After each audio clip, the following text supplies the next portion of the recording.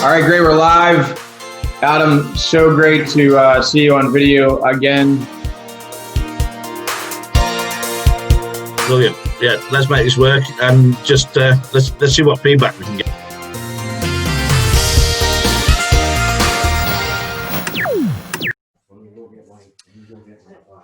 We are live with Dave Ousterhout from Concord Country Club in New Hampshire. If you don't really know where Concord Country Club in New Hampshire is, it's probably about an hour over the border.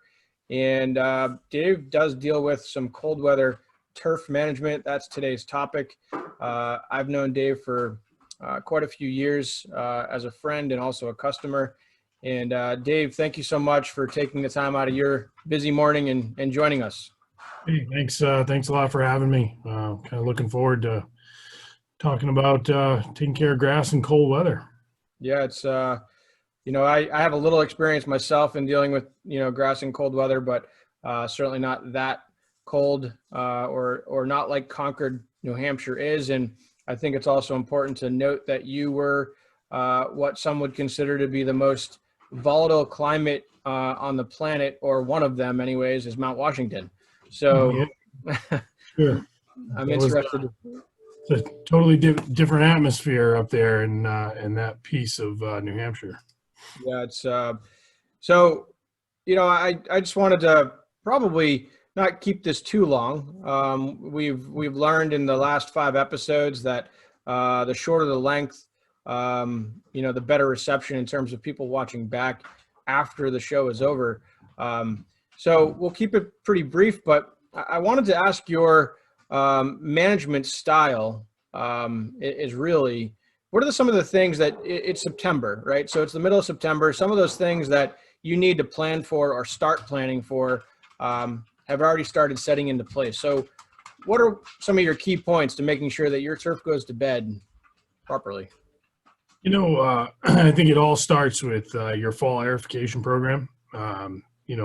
Making sure that you get a solid aerification in and that you really get the healing done. And as part of that, making the necessary adjustments to soil chemistry, whether it's, lime or gypsum or calcium or magnesium or whatever it is that your soil deficiency might be, making sure you make those adjustments here so the plant has a chance to use them over the next 4 or 5 weeks before things start to harden off really hard.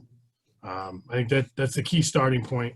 From there, making all the right applications, both from a pesticide standpoint and from a fertilizer standpoint, or not fertilizing, whichever one you go with. Obviously, you don't want to be pushing growth on turf going into a 6-month-long winter season. But there's stuff that it needs. The grass still has to be able to live off of what's in that soil here over the next 6 months. The other key thing I think that we're actually in the process of evaluating right now is we cover 6 or 7 greens here, and this year we may not cover the exact same ones that we did last year. We're kind of evaluating which areas might need that extra attention right now. That's interesting that you note there's 6 or 7 greens that you cover. I had a similar process. I didn't really have the resources to cover, all 36 of my greens. What are the types of things that you're monitoring in the soil, or are you able to monitor in the soil? Obviously, you put the plant to bed properly. You're making sure that it has adequate airflow. The small undulations that are on the turf are really sometimes a water collector, or sometimes forming to ice. Are you monitoring soil temperature? Are you monitoring soil moisture at all? What are the types of things that you're looking to do? Yeah, so we're always monitoring both soil temperature, soil moisture, canopy temperature, all that good stuff. That's part of the routine daily process here. I don't really have a target at this point that I'm trying to achieve other than fall golf at a private country club, firm and fast. So that's what we're looking for. When we get to about Columbus Day, that mid-October timeframe, we'll start to pay a little bit more attention to how wet things are or aren't, making sure that we're in that suitable range. From a temperature standpoint, yeah, we're gonna watch to see when things get cold enough that the plant's starting to shut down. Obviously, we don't want to be pushing beyond that after things get down into the low 50s and into the upper 40s. You're starting to go the other way. So you're purely monitoring this based on an air temperature, and would you say that air temperature it's all relative, right? Data is relative. So what your guide is, or what your threshold is, you find your threshold and you say, okay, I'm going to guide this on 40-degree temperatures for the next 5 days, and if I'm there, then I'm going to start doing this. Do you think that it would be advantageous to have some type of, because you see the records, or you see the recordings of folks having some type of blanket or some type of heat vacuum or some type of pressure system. I know that you're not obviously up in Canada, so the temperatures aren't that cold for that long, but you also have snowfall, right? So if you have snowfall, how are you able to really make sure that you've one, put the plant to bed properly, two, you're starting to pay attention to what's going on in terms of freeze thaw cycles, and then three, now we have snow cover, which is probably the best blanket of all. But what happens if it's for too long, and then you get a rainfall, and then things start freezing over? How are you conceptualizing, what are things doing? How am I performing? So, I mean, really, at the end of the day, right now, it's all about the touch, feel, see aspect of things, right? You get some early snow in late November, right after Thanksgiving, and then you get a thaw in December with a 1.5-inch rainstorm, and then bang, it's frozen solid again. You're watching that happen on the surface. You're not really able to see much going on below the ground, right? Below that snow. You can go out there and dig around a bit, poke about. You can go try to pull a plug out if you want, see what's happening in that top couple of inches. But it's really touch, feel, see, and start the day counting, right? I mean, that 60 to 90 day window that everybody talks about for annual bluegrass and bentgrass up here in New England. I keep those counts going all the time, all winter long. Hit the reset button, start again.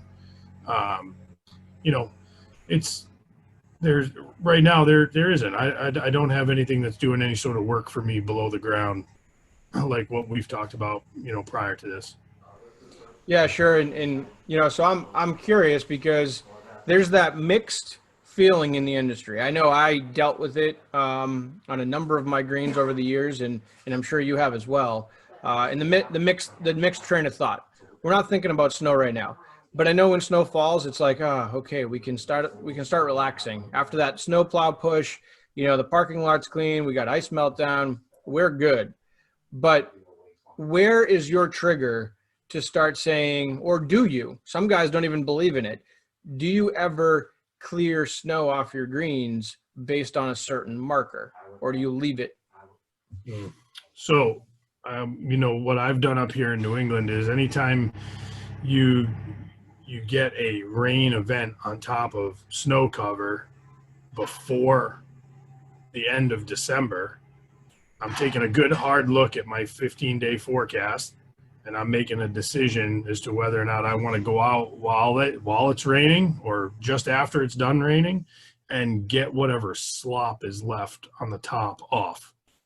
Because at that point, if you can get that clear and you don't have it lock up tight, then you're talking about January, February, end of March. There's your 90 days.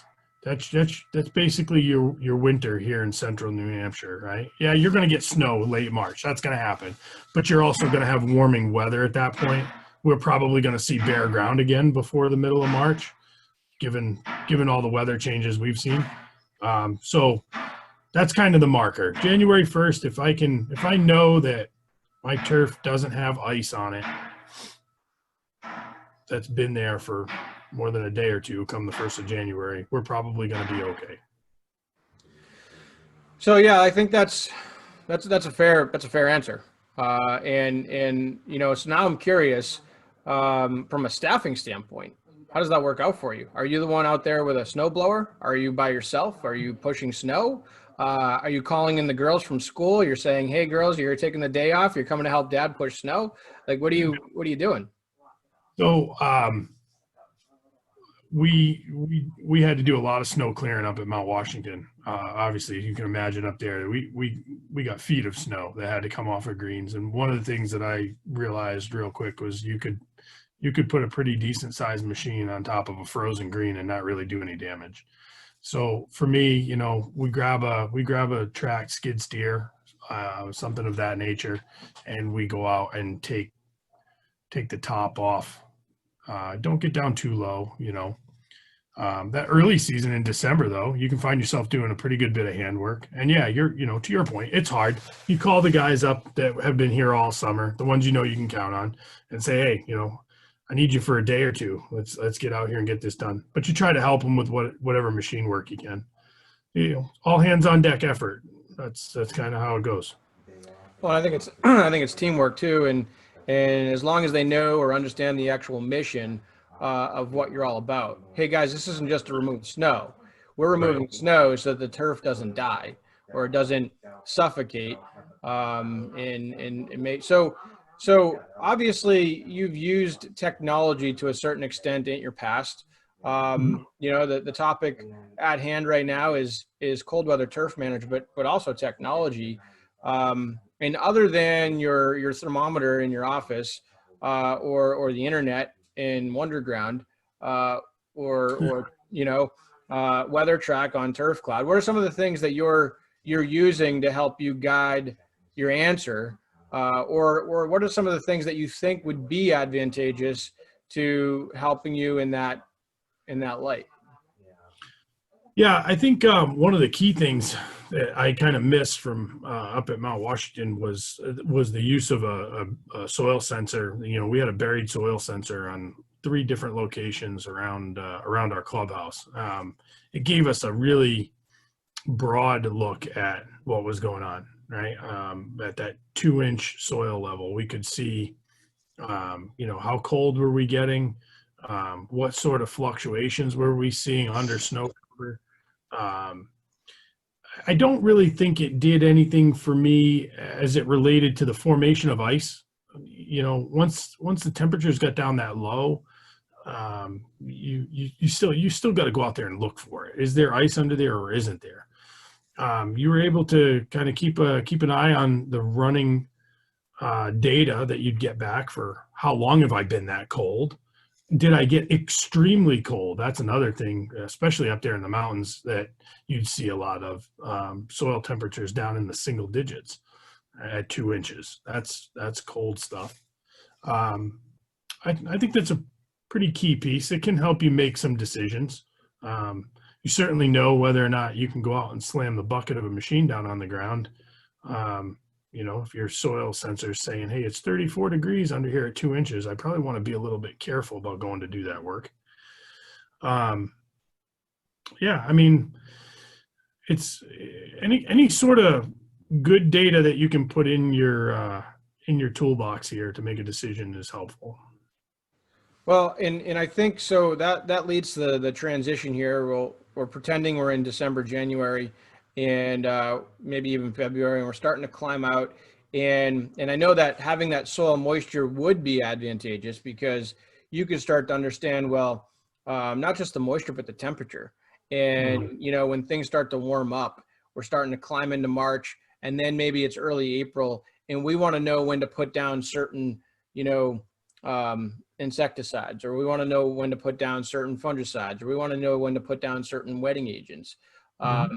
And so I was a big advocate early on and stayed that advocate throughout my career as a superintendent.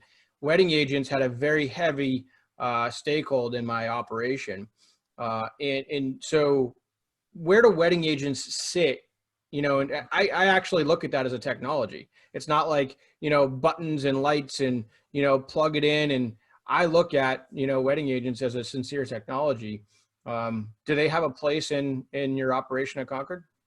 Yeah, we use wetting agent all season long. Mm. From the start all the way to the end. It's a huge piece of managing your surface. I've not really experimented with whether or not they have an effect on winter hardiness or not. Right? I don't really know. I gotta imagine that keeping a uniform moisture content in your soil is pretty crucial Mm. going into winter, and that's what we strive for. So, but yeah, to your point, it's a huge technology. I don't think we could produce the results that we do right now without it. And so I think if you really take a look at the soil profile, you take a look at are we too cold for these wetting agents to actually infiltrate and do their job? Do they actually give me a benefit? Is it subjective? Is it objective? I know if you want to make it objective, then obviously you're going to need to start taking data and pulling actual numbers and points. And I was never one to actually embed any type of sensor. It was all the artistry form. It was all the feel, touch, talk to my turf. Hey, what do you guys need before you go to bed for the winter? Right. And I would put down a half rate of infiltrator because I didn't want to actually put the full shot. I didn't want to completely bone dry my turf. Heaven forbid we don't get a snowfall and we have no moisture whatsoever, which is dangerous. But I also don't want to put some type of, hydrator on the turf either, because you don't want to actually hold that moisture in the surface, and it's a game. So I know that there are technologies available that, and that's, thankfully Adam Sedgwick has joined us from Soil Scout, and I want to kind of pass the buck over to Adam. I'm curious to know. He's in the UK, but he deals a lot with Finland, and he deals a lot with Germany and folks that are over in that world, because this is, we joke and say Adam's Mr. Worldwide. He's brothers with Pitbull, and we're not just focused on cold weather turf management here in New England, even though that's what we're talking about. So, Adam, welcome. Thank you for joining in and hosting with me here at Turf Tech Live.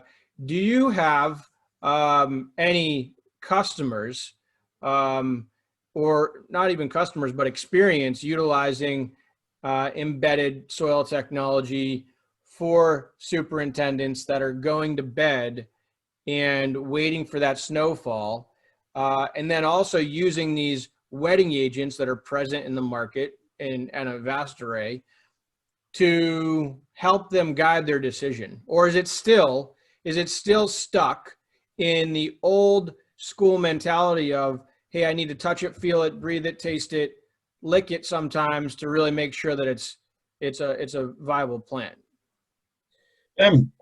Apologies for running a little bit late, guys. No apologies. Seeing as my career is selling technology, I was having major technology problems trying to get onto this Zoom call. But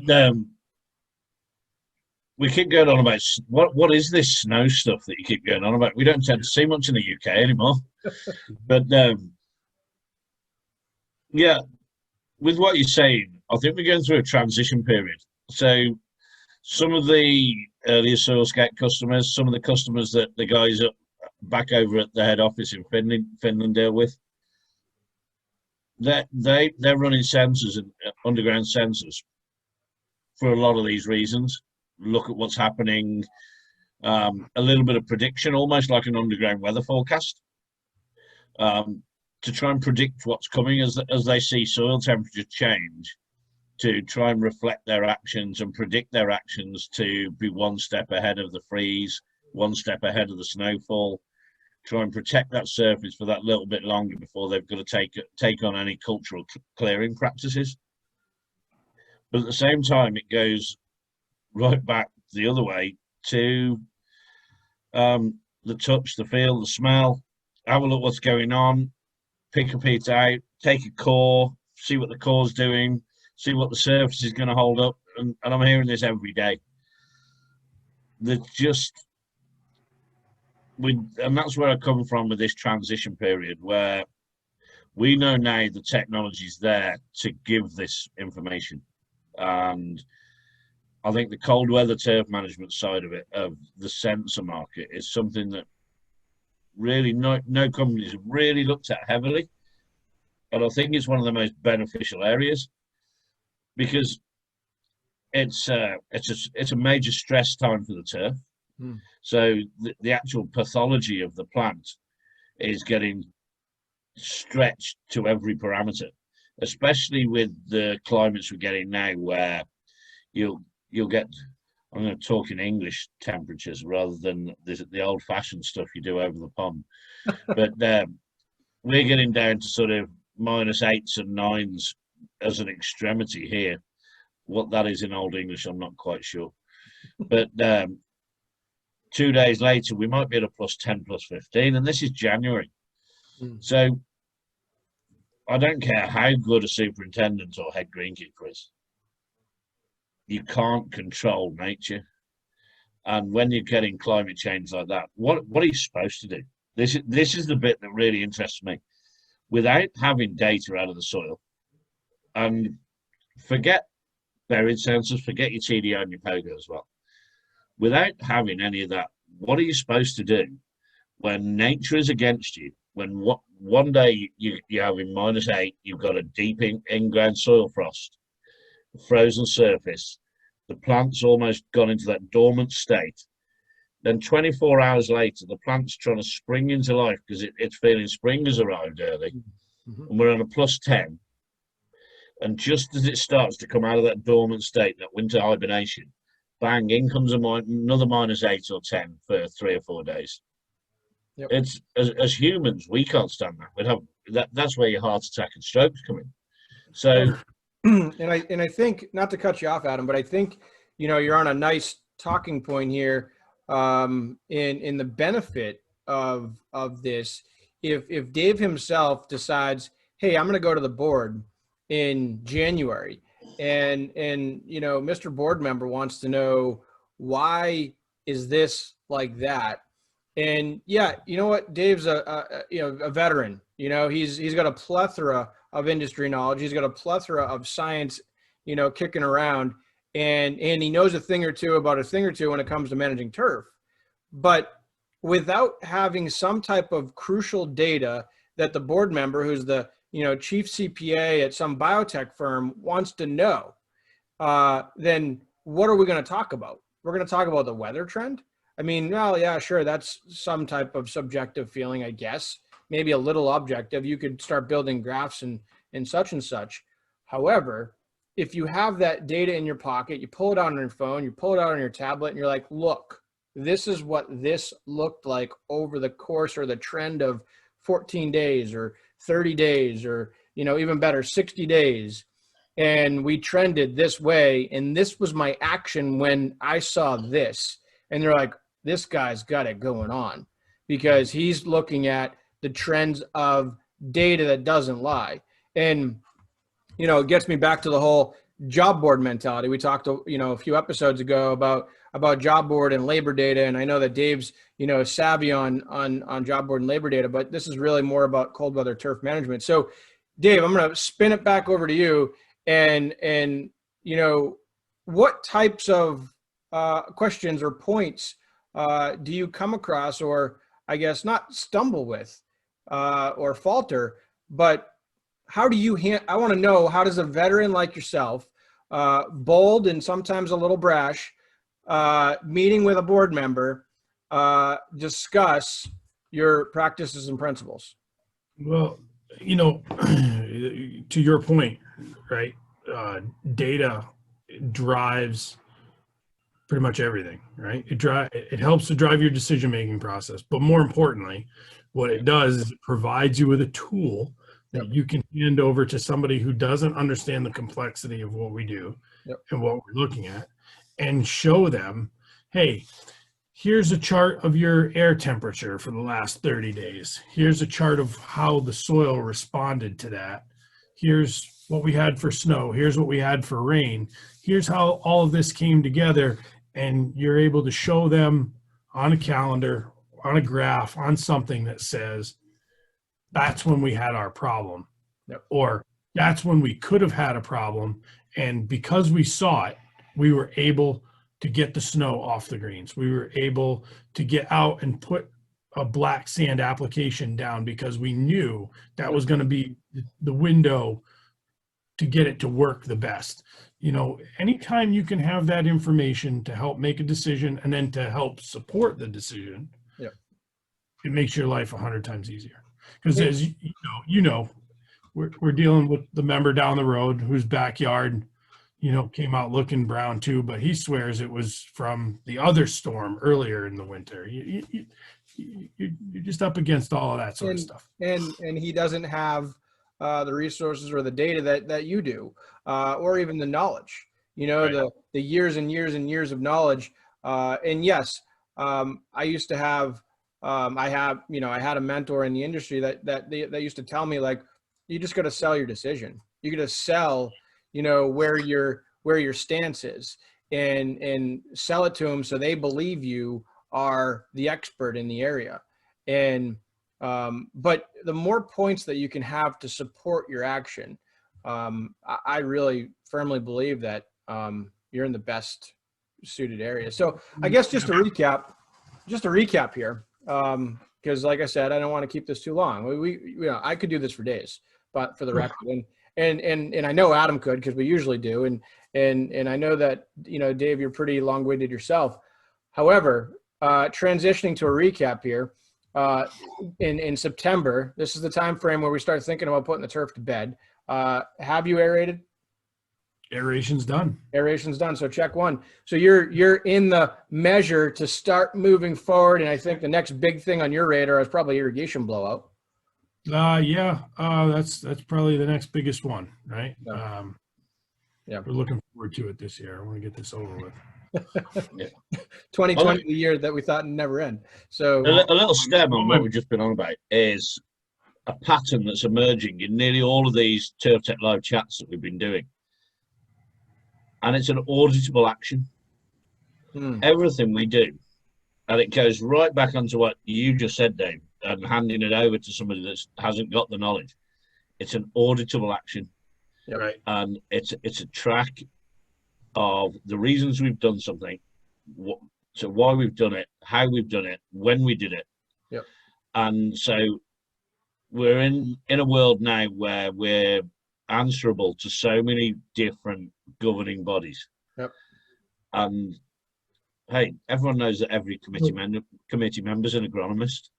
They're all either agronomists or superintendents in their own right. Yep. And that's where we are. So by having an auditable action, it just means that when they come up with the question, it's boom, there you go. Yep. Here's your data. You know, one of the things my Greens chairman has stressed and stresses to a lot of the membership here is, you know, you can't really blame a superintendent if he's gone out there and tried to do something, but you can blame him if he hasn't done anything. Yeah. And so if you've got some data that supports, hey, this window looked like the good time to go out there and get that ice gone, yep, and you go and do it. Well, and you come out of winter and things still aren't looking good. Well, you know, we did the best we could with the data we had. But if you sit there and you don't do anything and you come out looking bad, well, but why didn't you do this? Right. Oh, absolutely. You saw that on your you saw that. How come you didn't do something about it? You know, it's critical to have the data to support the decision. It's critical to have it to explain the decision later on. Yep. But if you don't make an action, and I always like to use the term, like Adam used, actionable data. I like to use the term, you know, take the ball out of your court and put it in theirs. Right. You know, we're playing a game here, and it's not really a power game. You know, we're having a power struggle. You know, and last time I checked, most superintendents weren't also the owner or weren't also the Greens Committee chairman. You know, it's not, you know, your golf course, or it's not our golf course as a superintendent. It's the powers to be or upper management in the clubhouse, district. So if you're doing everything you can, you have your records, you have, okay, this is my plan, this is what I'm going to be putting out on the turf. I do this why, or I do this because it does this for the plant, does that for the plant. We're going to start putting the plant to bed, having this nice cozy platform.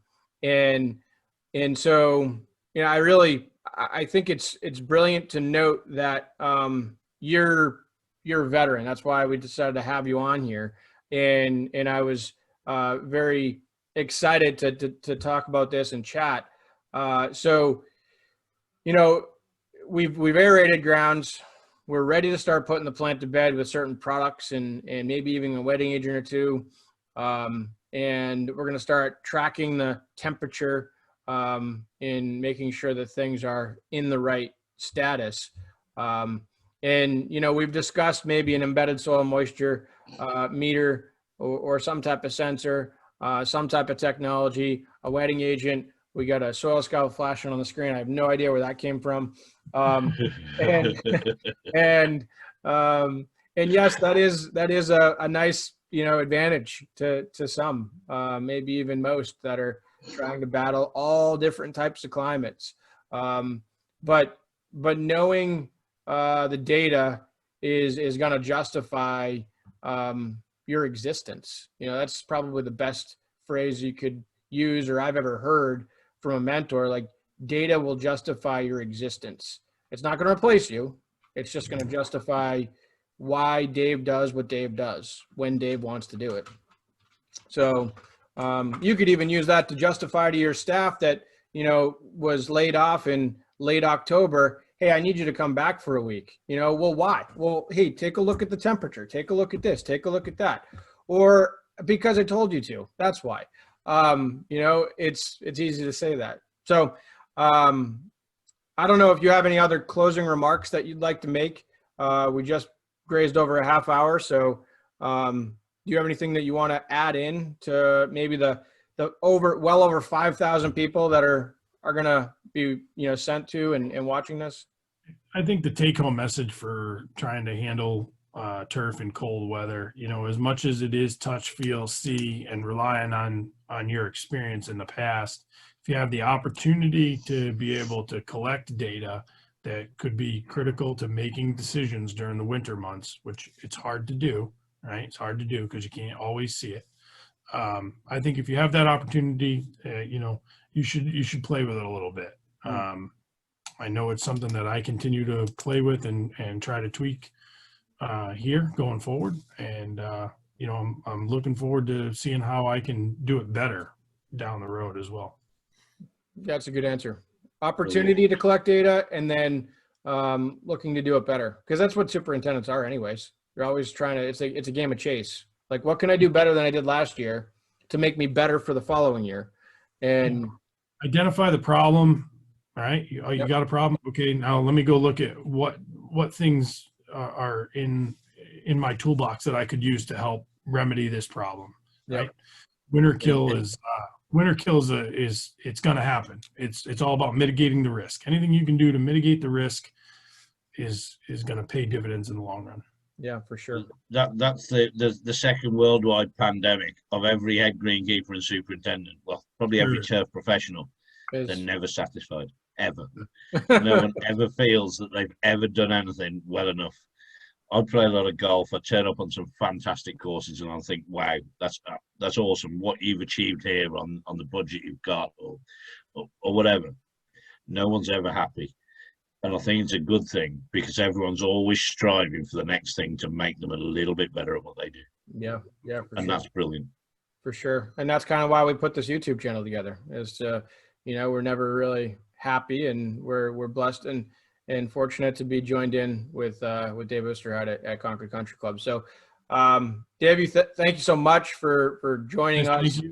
Your opinions are well valued and well respected in the industry. And Adam, thank you for joining us. Even though you're a little late, I'm not going to hold it against you. Maybe next time you can do all the talking. So, guys, I will talk to you all later.